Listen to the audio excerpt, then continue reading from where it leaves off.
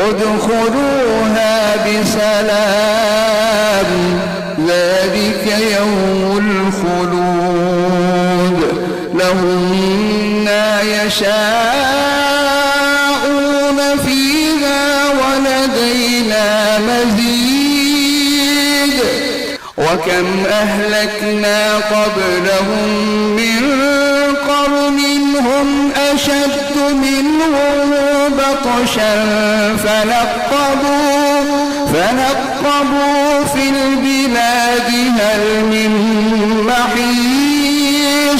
فنقبوا في البلاد هل من محيص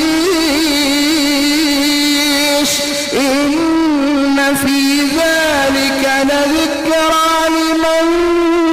كان له قلب أو ألقى السمع وهو شهيد